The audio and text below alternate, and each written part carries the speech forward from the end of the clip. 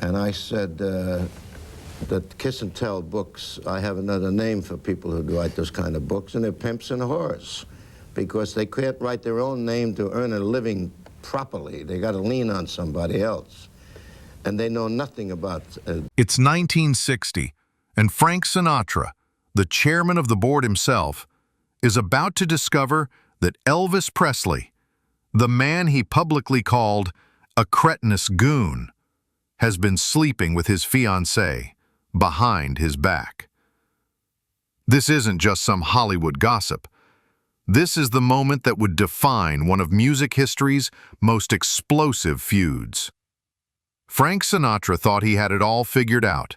He was the king of cool, the voice that made Bobby Soxers swoon, the man who could make or break careers with a single phone call. But there was one problem he couldn't solve. Elvis Presley was stealing everything from him. His charts, his audience, his relevance. And now, as he was about to find out, Elvis was about to steal something far more personal. The woman at the center of this storm was Juliet Prowse, a stunning South African dancer who had captured Sinatra's heart during the filming of Can Can. She wasn't just another Hollywood starlet. She was the woman Frank Sinatra wanted to marry, the one he paraded around Vegas, the one he sang to during his television specials.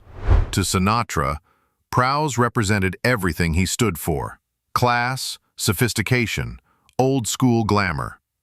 But Elvis Presley had just returned from Germany after his military service, and he was hungry, not just for a comeback, but for everything the establishment had denied him. He'd been tamed by the army, his rebellious edge dulled by 2 years of following orders. Now he was back, and he was ready to reclaim his throne, no matter who got hurt in the process. When Prowse signed on to star opposite Elvis in GI Blues, Sinatra should have seen it coming, should have known that putting his fiancée in a movie with the most sexually magnetic performer of the generation was playing with fire. But Frank was arrogant. He believed his world was untouchable, that his woman was untouchable. He was dead wrong. The moment Elvis laid eyes on Juliet Prowse on that Hollywood soundstage, the game changed. Here was Sinatra's prized possession, this exotic beauty who represented everything the old guard held dear. And Elvis, with that predatory charm that had made him a star, saw an opportunity for the ultimate revenge. You have to understand, this wasn't just about attraction. This was about power. Elvis had been dismissed, mocked, called names by Sinatra and his crowd. They'd treated rock and roll like it was a disease, and Elvis like he was nothing more than a hillbilly with a guitar. But now, Elvis had something Sinatra wanted: youth, relevance, and the ability to make women lose their minds. The affair began almost immediately. While Sinatra was performing in Vegas, believing his woman was safely working on a movie set, Elvis was seducing her in his hotel room. The irony was crushing. The man Sinatra had called a degenerate was proving just how degenerate he could be, right under Frank's nose. But here's what makes this betrayal even more devastating. Juliet Prowse didn't just sleep with Elvis and keep quiet about it. She told Sinatra. She looked the most powerful man in entertainment in the eye and confessed that she'd been having an affair with his biggest rival. Can you imagine that conversation? The moment when Frank Sinatra, a man who commanded respect from presidents and mob bosses alike, realized he'd been played by a 25-year-old from Mississippi. The humiliation was complete. Elvis hadn't just stolen Sinatra's thunder in the music world. He'd stolen his woman, his dignity, his sense of control. Everything Sinatra had built his identity around was crumbling, and Elvis Presley was the wrecking ball. This wasn't just a celebrity scandal. This was a declaration of war between two men who represented different Americas, the sophisticated past and the rebellious future. And Elvis had just fired the first shot in the most personal way possible. The question wasn't whether Sinatra would retaliate. The question was how far he'd go to destroy the man who'd humiliated him so completely. The moment Elvis Presley walked onto the GI Blues set in April 1960, Juliet Prowse knew she was in trouble. Fresh from 2 years of military discipline in Germany, Elvis had returned to Hollywood with something to prove. He'd left behind his teenage girlfriend Priscilla Beaulieu in Germany.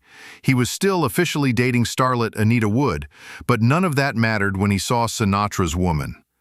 Prowse later admitted the attraction was instant and overwhelming. "We had a sexual attraction like two healthy young people," she confessed years later. But this wasn't just any attraction. This was the king of rock and roll setting his sights on the chairman of the board's most prized possession. Elvis was strategic about it. He couldn't be seen publicly with Sinatra's fiancée. That would have destroyed both their careers and probably gotten him killed. So he did what he did best. He seduced her in secret. Hotel room meetings became their routine. While America watched Elvis play the clean-cut soldier boy in GI Blues, behind closed doors he was anything but innocent. The affair was passionate and reckless. Prowse was playing the role of Lily, a club dancer who falls for Elvis's character. The irony was perfect. She was literally being paid to fall in love with Elvis on screen while actually falling for him off screen. The chemistry between them was so electric that everyone on set could feel it. But nobody dared to say anything. But here's where it gets really twisted. Juliette Prowse wasn't just cheating on Frank Sinatra. She was doing it with full knowledge of what it would mean. She knew Elvis was Sinatra's biggest rival, knew about the hatred between them, knew that Frank had publicly humiliated Elvis by calling him a cretinous goon, and she chose Elvis anyway. The hotel room meetings became more frequent, more brazen. Elvis would have his people arrange for Prowse to slip away from the set, away from the studio handlers, away from anyone who might report back to Sinatra. They'd meet in Elvis's suite, and for those stolen hours, she got to experience what it was like to be desired by the most magnetic performer of the generation. Meanwhile, Sinatra was completely oblivious. He was busy with his own career, his own projects, confident that his woman was safely working on a movie set. He even bragged to friends about how Prowse was expanding her acting career, how proud he was of her success. The man who prided himself on knowing everything that happened in Hollywood was being played by his own fiancée. But Elvis wasn't content with just the physical affair. He wanted to possess her completely, to prove that he could take anything he wanted from anyone, even Frank Sinatra. He would tell Prowse things about Sinatra, about the old guard, about how the world was changing and she could be part of that change.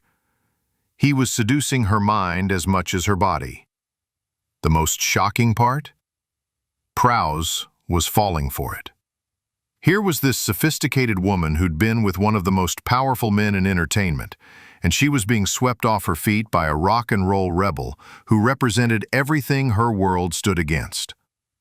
The danger, the secrecy, the sheer audacity of it all. It was intoxicating. Then came the moment that changed everything. Prowse made a decision that would rock Hollywood to its core. She decided to tell Sinatra about the affair.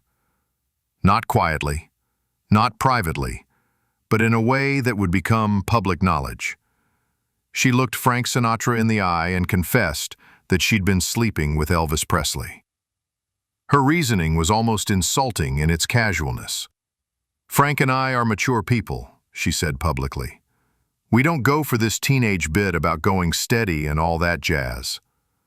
She was 24 years old, treating the most powerful man in entertainment like he was some jealous teenager who couldn't handle the truth. But Frank Sinatra wasn't some teenager. He was a man who'd built his empire on respect, loyalty, and the understanding that certain lines could never be crossed. Elvis Presley had just crossed the biggest line of all, and Juliette Prowse had not only let it happen, she'd thrown it in Frank's face. The affair was over, but the war was just beginning. The phone call came in late 1960, and it was the last thing Elvis Presley expected to hear. Frank Sinatra, the man whose fiancée Elvis had been sleeping with for months, was inviting him to appear on his television special. not as a gesture of friendship, but as a cold, calculated business move that would force both men to perform the greatest acting job of their careers. Sinatra was trapped, and he knew it. Elvis's affair with Juliette Prowse had humiliated him personally, but professionally, he couldn't ignore the reality. Elvis was dominating the charts, and Sinatra's television special needed ratings.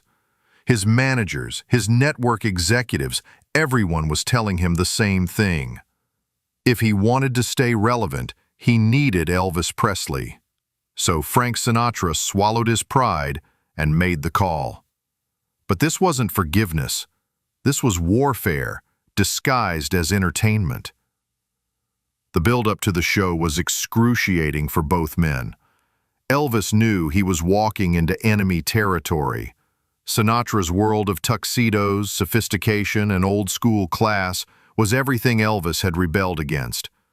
But he also knew this was his chance to prove he belonged in that world, to show that the hillbilly from Mississippi could play by the establishment's rules. The irony was brutal. Elvis had to get dressed up in Sinatra's world, literally. Gone were the leather jackets and rebellious style.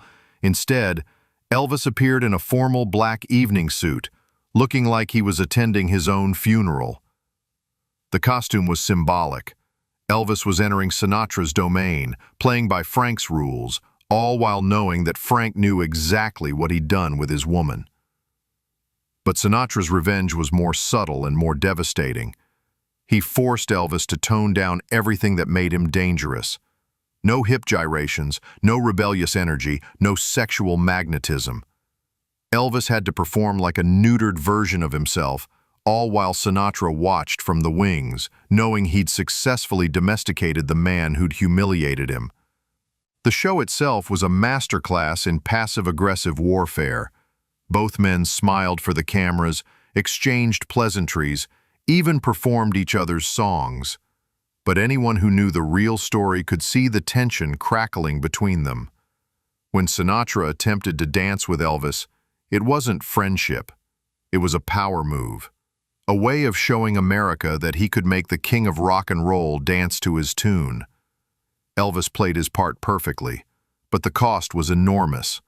His female fans in the audience were screaming for him, but he could only give them shoulder hunches and restrained movements. The man who'd revolutionized performance was being forced to perform like a trained seal, all because he'd crossed Frank Sinatra. The most twisted part was how both men had to pretend the affair never mattered. During interviews, they spoke about mutual respect and bridging generational gaps. Sinatra even made jokes about Elvis losing his sideburns in the army, as if they were old friends ribbing each other. But underneath the jokes was the unspoken truth. Frank was reminding Elvis that he'd been stripped of more than just his hair during those 2 years away. Behind the scenes, the hatred was palpable. Sinatra's people and Elvis's people barely spoke to each other. There were separate dressing rooms, separate entrances, separate everything. The two camps moved around each other like hostile armies forced into an uneasy ceasefire. But here's what made it even more surreal. Juliette Prowse was there too. She appeared on the same show, performing as one of Sinatra's backing singers. So all three players in this twisted drama were on the same stage, pretending everything was normal. Elvis had to watch Sinatra sing directly to the woman he'd been sleeping with, while Sinatra had to watch Elvis perform in front of the woman who'd betrayed him. The show was a massive success, breaking ratings records and proving that the combination of Sinatra's class and Elvis's popularity was television gold. But the success came at a price neither man was willing to acknowledge publicly. They'd both sold pieces of their souls for the sake of their careers. Elvis left that soundstage knowing he'd proven he could play in Sinatra's world, but also knowing he'd been diminished by the experience. Sinatra had gotten his revenge by forcing Elvis to become everything he'd once rebelled against: controlled, sanitized, safe. And Sinatra? He'd gotten his ratings and his revenge, but he'd also revealed something about himself that he probably wished he hadn't. The man who prided himself on being above petty jealousy had just orchestrated an elaborate public humiliation of his romantic rival. The show was over, but the war between Frank Sinatra and Elvis Presley was far from finished. Both men would carry the scars of this encounter for the rest of their lives, and their paths would cross again in ways that would surprise everyone. By the late 1960s, something nobody expected had happened. Frank Sinatra and Elvis Presley had become unlikely allies. The feud that started with betrayal and humiliation had evolved into something far more complex, a mutual understanding between two men who discovered they were more alike than different. Las Vegas changed everything. Both men found themselves headlining the same city, performing for the same audiences, dealing with the same pressures. The town that had once been Sinatra's exclusive kingdom now belonged to both of them. Elvis's residency at the International Hotel was breaking records, while Sinatra continued his legendary runs at the Sands and later Caesar's Palace. The hatred didn't disappear overnight, but it transformed into something else: respect. They were both prisoners of their own fame, both struggling with the weight of being icons. Sinatra watched Elvis battle his demons and saw a reflection of his own struggles. Elvis looked at Sinatra and saw a man who'd survived decades at the top, who'd found a way to endure when lesser men would have crumbled. Their friendship developed through mutual friend Tom Jones, who was also performing in Vegas. The three of them would meet for drinks, share stories, and slowly the old wounds began to heal. But Elvis was spiraling, and everyone who cared about him could see it. The prescription drugs had taken hold. Elvis, once the picture of youthful rebellion, was becoming a shadow of himself. His performances were still electrifying, but those closest to him knew he was dying slowly, publicly, tragically. The man who'd once stolen Sinatra's woman was now stealing glances at death every night. Sinatra, despite everything that had happened between them, couldn't watch it happen. The man who'd once called Elvis a cretinous goon was now genuinely worried about him. Maybe it was guilt over their past. Maybe it was recognition of their shared humanity. But Frank Sinatra decided he had to do something. August 1975. Elvis was hospitalized in Memphis with liver problems, his body finally rebelling against years of abuse. His inner circle was panicking, his fans were praying, and the entire world was watching to see if the king would survive. That's when Frank Sinatra made the most important phone call of his life. According to journalist Chris Hitchens, who heard the story directly from Sinatra, Frank called Baptist Memorial Hospital in Memphis. When the switchboard operator asked who was calling, Sinatra identified himself, fully expecting to be dismissed as a prank caller. Instead, within seconds, Elvis Presley himself was on the line. The conversation that followed was one of the most emotionally charged moments in music history. Sinatra, the man who'd been betrayed and humiliated by Elvis 15 years earlier, was now pleading with him to save his own life. "I told him he needed to take care of himself and stop playing around," Sinatra later recalled.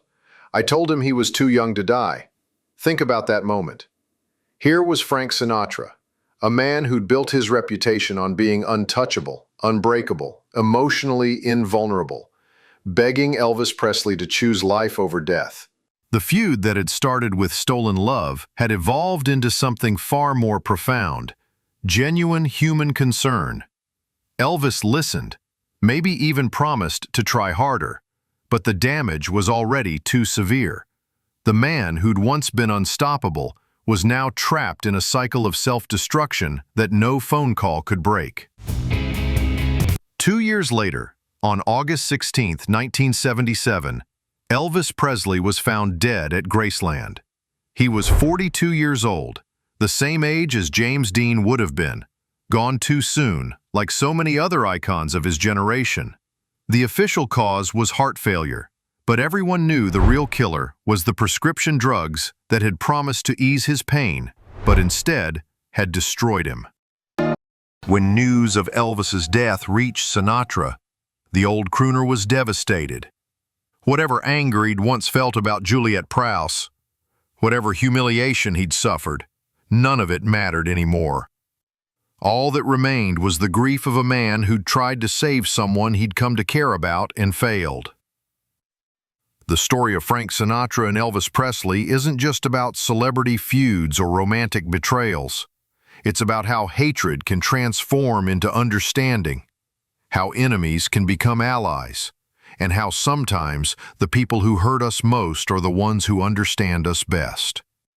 The twisted relationship between these two legends proves that Hollywood's biggest feuds often hide the most human stories. If you want to discover more shocking secrets about music's greatest rivalries, hit that subscribe button and ring the notification bell. You won't believe what happened between Johnny Cash